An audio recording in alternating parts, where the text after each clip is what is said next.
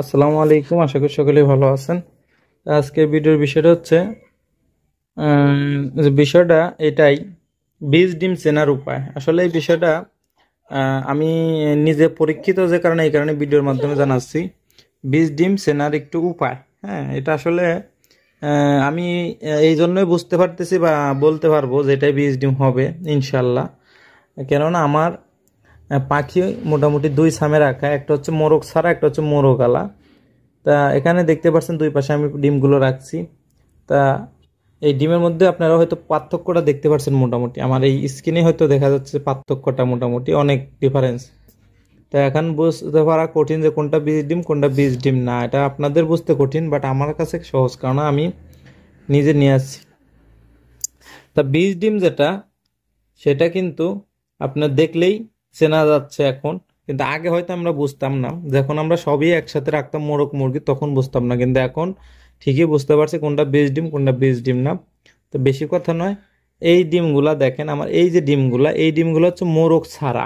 মানে আমার ওখানে শুধু মোরগ ছাড়া যে পাখিগুলো আছে প্রায় 40-50টা, সেই পাখির ডিম, মানে ডিমগুলা দিনে বের করে আনছি বিকালে, বাট এখন যায় রাত্রে, এখন দেখে এগুলো পারছে। আর এটা হচ্ছে আমার মোরগ, যেগুলোর সঙ্গে আমার মোরগ রাখা, সেই পাখিগুলোর ডিম হচ্ছে এটা। তো এখানে এই দেখেন পার্থক্যটা এই জায়গায় দেখা যাচ্ছে।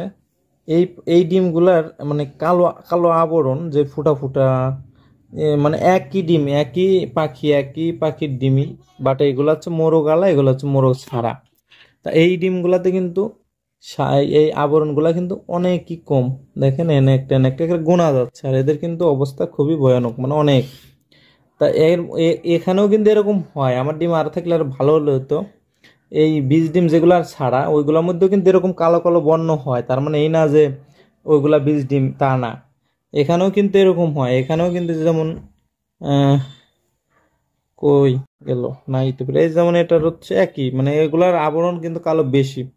তবে এই যে এই ডিমটা দেবেন না আপনারা, এই ডিমটা আপনারা কখনো বাচ্চা ফোটানোর জন্য এই কালারের ডিমগুলা দিবেন না। এই কালার এবং এই, এটা তো বীজ ডিম নাই, তারপরেও বোঝাচ্ছি আমি, একেবারে ধরেন যে যেরকম সাদা, যদি এই ডিমটা আমার এখানে হতো তাহলে আমি এটা দিতাম না।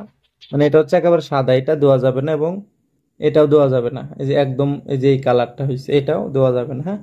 হ্যাঁ, সবচেয়ে মানে ভালো পারফরমেন্স হয় ডিমের মধ্যে কোনগুলো আমি বলি, এই যে এই ধরনের যে ডিমগুলা থাকে, এই ধরনের ডিমগুলা একেবারে বাচ্চা আমি 100% পাই। মানে এই কালারের ডিমগুলার, মানে ডিমগুলা খুবই হয়, মানে একেবারে ফ্রেশ, মানে বাচ্চা ওঠে ইনশাল্লাহ, কোনো সময় মায়ের হয় না। আর এই সাদা বা এই ধরনের গুলো একটু মিসিং হয়, বেশিরভাগই হয়, এই জন্য এই ধরনের ডিম। ভিডিওটা এটাই ছিল, নিজের খামার নিজের সব দেখে বুঝতে পারলাম যে আসলে কোনটা বীজ ডিম। এই আর কি। ভিডিওটি ভালো লাগলে চ্যানেলটি সাবস্ক্রাইব করে সাথে থাকবেন।